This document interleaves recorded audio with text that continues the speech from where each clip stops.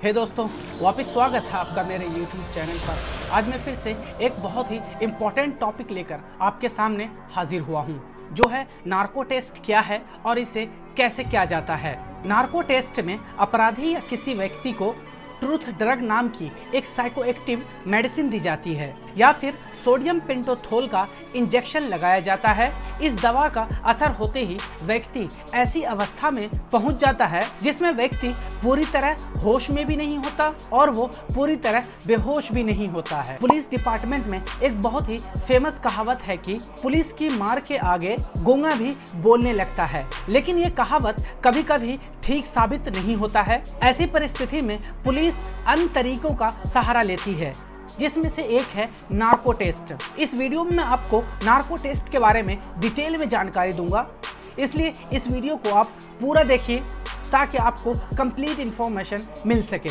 Narco test किसी अपराधी या आरोपी व्यक्ति से सच उगलवाने के लिए किया जाता है। जब कभी किसी केस में मुजरिम से कुछ उगलवाना हो या कुछ उनसे सच्चाई जानना हो तो कई बार मुजरिम सच नहीं बोलते। बहुत सारा पिटाई खाने के बाद भी ऐसी सिचुएशन में पुलिस के पास एक ही ऑप्शन बचता है और वो है नार्को टेस्ट के द्वारा उस क्रिमिनल या आरोपी व्यक्ति से सच उगलवाना। इस टेस्ट को forensic officer, investigation officer, doctors, psychologist आदि की मौजूदगी में किया जाता है। नार्को टेस्ट में अपराधी को कुछ दवाइयां दी जाती है जिससे उसका कॉन्शियस माइंड सुस्त अवस्था में चला जाता है, अर्थात व्यक्ति की लॉजिकल स्किल कम पड़ जाती है। कुछ अवस्था में आरोपी बेहोश हो जाता है जिससे सच का पता नहीं चल पाता है। यहाँ पर यह जानना बहुत जरूरी है कि ऐसा नहीं है कि नार्को टेस्ट में अपराधी या आरोपी हर बार सच बता देता है और केस सुलझ जाता है। कई बार अपराधी या आरोपी ज्यादा चालाक होता है और टेस्ट में भी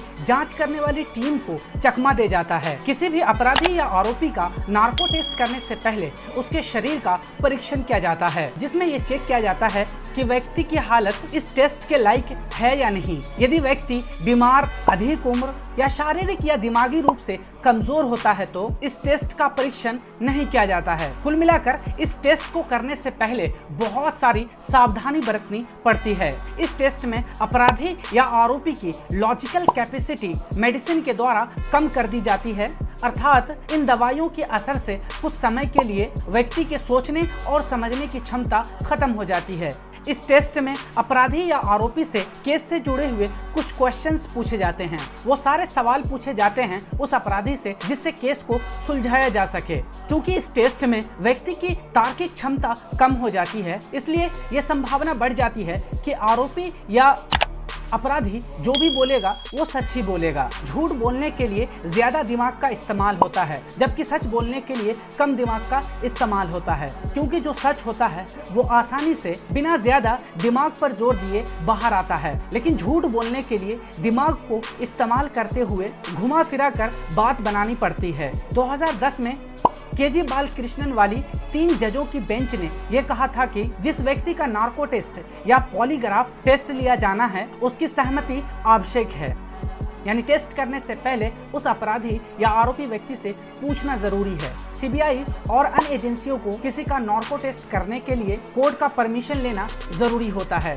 इस प्रकार नार्को टेस्ट के बारे में कहा जाता है कि यह टेस्ट कई मामलों में पुलिस और सीबीआई को महत्वपूर्ण सुराग देता है। हे दोस्तों, मुझे उम्मीद है आपको नार्को टेस्ट के बारे में पता चल गया होगा। अगर आपको ये वीडियो अच्छा लगे तो please like, share and subscribe जरूर कीजिएगा।